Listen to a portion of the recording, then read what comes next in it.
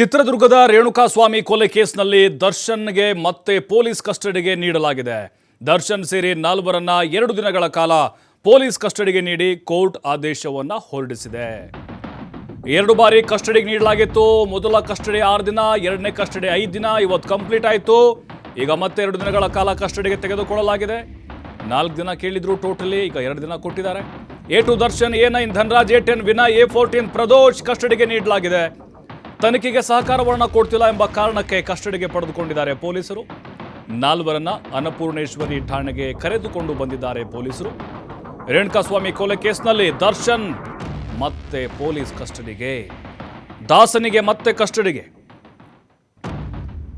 ಅಂದ್ರೆ 4 ದಿನಗಳ ಕಾಲ ಕೇಳಿದ್ರು ಅವರು, ಈಗ 2 ದಿನ ಕೊಟ್ಟಿದ್ದಾರೆ. ಈಗಾಗಲೇ 10 ದಿನ ಕಸ್ಟಡಿಯನ್ನು ಅನುಭವಿಸಿದ್ದಾರೆ ದರ್ಶನ್. ತನಿಖೆಗೆ ಸಹಕಾರವನ್ನು ಕೊಡ್ತಾ ಇಲ್ಲ ಅನ್ನುವಂಥ ಬಲವಾದ ಕಾರಣವನ್ನು ನ್ಯಾಯಾಧೀಶರ ಮುಂದೆ ಕೊಟ್ಟಿದ್ದಾರೆ. ಇನ್ನೂ ಕೂಡ ಖಾಕಿ ಡ್ರಿಲ್ ಮಾಡುತ್ತೆ, ಬಹಳ ಇನ್ನೂ ಬಾಯಿ ಬಿಡಿಸೋದು ಬಾಕಿ ಇದೆ. ಬಟ್ ಈಗ ನ್ಯಾಯಾಂಗ ಬಂಧನಕ್ಕೆ ಒಪ್ಪಿಸಲಾಗುತ್ತೆ ಅನ್ನುವಂತಹ ಸಾಧ್ಯತೆಗಳಿತ್ತು. ಆದರೆ ಈಗ ಅವರ ಗಂಭೀರತೆ, ಅವರ ಪಾತ್ರದ ಬಗ್ಗೆ ಇನ್ನೂ ಕೂಡ ಆಳವಾಗಿ ತನಿಖೆ ಆಗಬೇಕಾಗಿರೋದ್ರಿಂದಾಗಿ 2 ದಿನಗಳ ಕಾಲ ಕಸ್ಟಡಿಗೆ ತೆಗೆದುಕೊಳ್ಳಲಾಗಿದೆ. ನಾಳೆ ಶುಕ್ರವಾರ ಮತ್ತು ಶನಿವಾರ 2 ದಿನ ಕಸ್ಟಡಿಗೆ ತೆಗೆದುಕೊಂಡು ಶನಿವಾರ ಮತ್ತೆ ಕೋರ್ಟ್ಗೆ ಪ್ರೊಡ್ಯೂಸ್ ಮಾಡ್ತಾರೆ. ಅದಾದ ಮೇಲೆ ಕಾಟೇರನ ಹಣೆ ಬರಹ ನಿರ್ಧಾರ ಆಗುತ್ತೆ. ಕಾಟೇರನಿಗೆ ಪರಪ್ಪನ ಅಗ್ರಹಾರಕ್ಕ ಮತ್ತೆ ಕಸ್ಟಡಿಗ ಅಂಥೇಳಿ ಒಬ್ಬ ಆರೋಪಿನ 14 ದಿನಗಳ ಕಾಲ ಕಸ್ಟಡಿಗೆ ತೆಗೆದುಕೊಳ್ಳೋ ಅವಕಾಶಗಳಿರ್ತವೆ ಪೊಲೀಸರಿಗೆ. A9 ಧನರಾಜ್, ಇವನು ಅವತ್ತು ಈ ಮೆಗ್ಗನ್ ಡಿವೈಸ್ ಅಂತ ಹೇಳ್ತಾರೆ, ಕರೆಂಟ್ ಶಾಕ್ ಕೊಡೋದು, ಅದನ್ನು ತೆಗೆದುಕೊಂಡು ಬಂದಿದ್ದಂತೆ. ಇವನೇ ಕೊಟ್ಟಿದ್ದಂತೆ ತೆಗೆದುಕೊಂಡು ಬಂದು ಶೆಡ್ಗೆ. ಇವನು ಸ್ವಲ್ಪ ಲೇಟಾಗಿ ಇವನು ಅರೆಸ್ಟ್ ಮಾಡಲಾಯಿತು, ಯಾಕಂದ್ರೆ ತಲೆ ಮರೆಸ್ಕೊಂಡಿದ್ದ.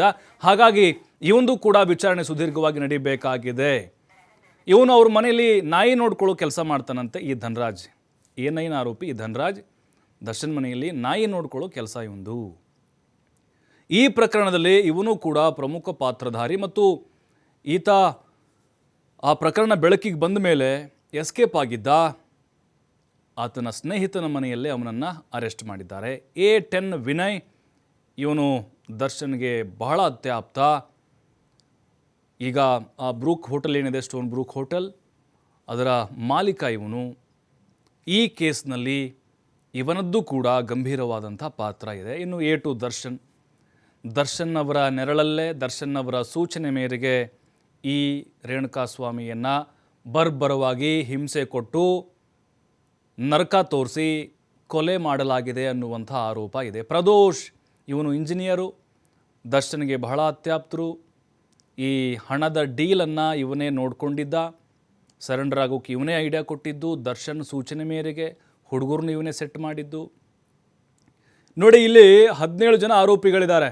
ದರ್ಶನ್ಗೆ 7 ರಿಂದ 8 ಜನ ಬಿಟ್ಟರೆ ಉಳಿದಂಥವ್ರು ಯಾರು ಅನ್ನೋದೇ ಗೊತ್ತಿಲ್ಲ. ಉಳಿದಂಥವ್ರು ಮಾಡಿದ್ದು ದರ್ಶನ್ ಅವರನ್ನು ಮೆಚ್ಚಿಸಲಿಕ್ಕೋಸ್ಕರ, ಅವ್ರ ಜೊತೆ ಗುರುತಿಸ್ಕೊಳ್ಬೇಕು ಅನ್ನುವಂಥ ಹುಚ್ಚಿಗೋಸ್ಕರ ಇದರ ಪಾಲುದಾರರಾಗಿದ್ದಾರೆ ಅನ್ನೋದು ಗೊತ್ತಾಗ್ತಾ ಇದೆ.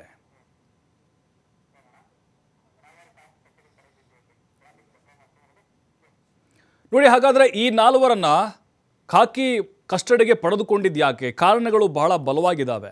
ಸುಮ್ಮನೆ ಕಸ್ಟಡಿ ಕೊಡ್ತಾ ಇರಲಿಲ್ಲ. ನೋಡ್ತಾ ಹೋಗೋಣ ಒಂದೊಂದೇ ಕಾರಣಗಳು. ದರ್ಶನ್ ಮನೆಯಲ್ಲಿ 37.40 ಲಕ್ಷ ಹಣ ಸೀಸ್ ಆಗಿದೆ. ಅದರಲ್ಲಿ ವಿಜಯಲಕ್ಷ್ಮಿ ಬಳಿ 3 ಲಕ್ಷ ರೂಪಾಯಿ ಸೀಸ್ ಆಗಿದೆ. ಹಣದ ಮೂಲ ದಾಖಲಾತಿಗಳನ್ನು ಸಂಗ್ರಹ ಮಾಡಬೇಕಾಗಿದೆ. ಎಲ್ಲಿಂದ ಬಂತು ಹಣ, ಇದು ಹೆಂಗೆ ಸಂದಾಯ ಆಯಿತು ಅಂತೇಳಿ. ಹಣದ ವಿಚಾರವಾಗಿಯೂ ಕೂಡ ವಿಚಾರಣೆ ಅಗತ್ಯ ಬಾಕಿ ಇದೆ. ಕೃತ್ಯದ ನಂತರ ಅನೇಕರ ಜೊತೆ ದರ್ಶನ್ ಸಂಪರ್ಕವನ್ನು ಹೊಂದಿದ್ರು. ಸತ್ಯವನ್ನು ಮರೆಮಾಚುತ್ತಾ ವಿಚಾರವನ್ನು ಬದಲಾಯಿಸ್ತಾ ಇದ್ದಾರೆ. ಕೃತ್ಯ ನಡೆದ ಸ್ಥಳಕ್ಕೆ ಬೇರೆಯವ್ರ ಜೊತೆ ಬಂದು ಈ ಧನರಾಜ್ ಹೋಗಿದ್ದ. ಆದರೆ ಆ ವ್ಯಕ್ತಿಗಳ ಬಗ್ಗೆ ಈ A9 ಆರೋಪಿ ಧನರಾಜ್ ಸುಳಿವನ್ನು ಕೊಟ್ಟಿಲ್ಲ. ಎಲೆಕ್ಟ್ರಿಕ್ ಶಾಕಿಂಗ್ ಡಿವೈಸ್ ತಂದು ಕೊಟ್ಟಿದ್ದ ಈ ಧನರಾಜ್. 10ನೇ ಆರೋಪಿ ವಿನಯ್ ಮೊಬೈಲ್ನಲ್ಲಿ ಪ್ರಮುಖ ಸಾಕ್ಷಿ ಇದೆ. ಆ ಸಾಕ್ಷ್ಯವನ್ನು ಕಳಿಸಿದ್ಯಾರೋ ಅನ್ನೋದು ಪತ್ತೆ ಮಾಡಬೇಕಾಗಿದೆ ಈಗ ಪೊಲೀಸರು. ಆದರೆ ಆರೋಪಿ ಆತನ ಸುಳಿವು ನೀಡೋಕೆ ಸಹಕರಿಸ್ತಾ ಇಲ್ಲ. ಶೆಡ್ ಕೆಲಸಗಾರರಿಗೆ ಸಾಕ್ಷ್ಯ ಹೇಳದಂತೆ ಹಣದ ಆಮಿಷವನ್ನು ಒಡ್ಡಲಾಗಿದೆ. ವಿನಯ್ ಮತ್ತು ದೀಪಕ್ಗೆ ಹಣ ನೀಡಿತ್ತು Darshan and gang. Darshan case ಮುಚ್ಚೋಕೆ 5 ಲಕ್ಷ ರೂಪಾಯಿ ಹಣ, ತಲಾ 5 ಲಕ್ಷ ರೂಪಾಯಿ ಹಣ ಕೊಟ್ಟಿದ್ದರು. ಆರೋಪಿ 14 ಪ್ರದೋಷ್ ಕೂಡ ತನಿಖೆಗೆ ಸಹಕಾರವನ್ನು ಕೊಡ್ತಾ ಇಲ್ಲ. ಇವನು ಪ್ರಕರಣದಲ್ಲಿ ಇನ್ನೊಬ್ಬ ವ್ಯಕ್ತಿ ಇರುವ ಬಗ್ಗೆ ಪ್ರದೋಷ್ಗೆ ಮಾಹಿತಿ ಇದೆ. ಹಾಗಾದರೆ ಯಾರವನು ಇನ್ನೂ ಗೊತ್ತಾಗಿಲ್ಲ. ಆದರೆ 14ನೇ ಆರೋಪಿ ಆ ವ್ಯಕ್ತಿ ಬಗ್ಗೆ ಬಾಯಿ ಬಿಡ್ತಾ ಇಲ್ಲ. ನೋಡಿ, ಈಗ 37,40,000 ಹಣ ಸೀಸ್ ಆಗಿದೆ.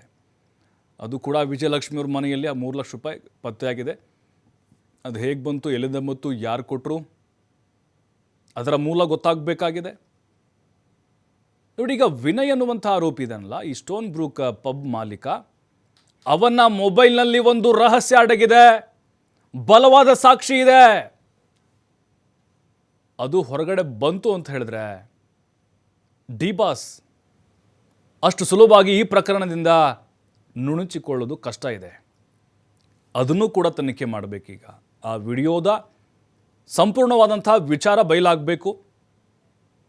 ಅದರ ಜೊತೆಗೆ ಈ ಪ್ರದೋಷ್ ಏನಿದ್ದಾನೆ, ಇವನು ಸರಿಯಾಗಿ ವಿಚಾರಣೆಗೆ ಸಹಕಾರವನ್ನು ಕೊಡ್ತಾ ಇಲ್ಲ. ಈ ಕೃತ್ಯ ಆದಮೇಲೆ, ಕೊಲೆ ಆದಮೇಲೆ ದರ್ಶನ್ ಅನೇಕರನ್ನ ಭೇಟಿ ಮಾಡಿದ್ದಾರೆ, ಹಲವರನ್ನು ಸಂಪರ್ಕ ಮಾಡುವಂಥ ಪ್ರಯತ್ನವನ್ನು ಕೂಡ ಮಾಡಿದ್ದಾರೆ. ವಿನಯ್ ಮತ್ತು ದೀಪಕ್ಗೆ ಈ ದರ್ಶನ್ ಆ್ಯಂಡ್ ಗ್ಯಾಂಗ್ ಹಣ ಕೊಟ್ಟಿತ್ತು. ಈ ಪ್ರಕರಣವನ್ನು ಮುಚ್ಚಿ ಹಾಕಲಿಕ್ಕೆ ನನ್ನ ಹೆಸರು ಎಲ್ಲೂ ಕೂಡ ಬರಬಾರ್ದು, ಹೊಡಿಲಿ ಬಡಿಲಿ ಏನೇ ಮಾಡಲಿ ಒಂದು ಸ್ವಲ್ಪನೂ ನಾನಿದ್ದೀನಿ ಅಂತ ಗೊತ್ತಾಗಬಾರ್ದು, ಈ ರೀತಿಯಾಗಿ ಪ್ಲ್ಯಾನನ್ನು ಮಾಡಿದ್ದು ಗೊತ್ತಾಗಿದೆ. ಹಾಗಾಗಿ ಇದೆಲ್ಲದರ ವಿಚಾರಣೆ ನಡೆಸಬೇಕು ಅಂತ ಮತ್ತೆ 2 ದಿನಗಳ ಕಾಲ ಕಸ್ಟಡಿಗೆ ರಿಮ್ಯಾಂಡ್ ಅಪ್ಲಿಕೇಶನಲ್ಲಿ ಪೊಲೀಸರು ಅಂಶಗಳನ್ನು ಉಲ್ಲೇಖ ಮಾಡಿದರು. ಹಾಗಾಗಿ ನ್ಯಾಯಾಲಯ SPP ಅವರ ವಾದವನ್ನು ಪುರಸ್ಕರಿಸಿ ಈ ತೀರ್ಪನ್ನು ನೀಡಿತು.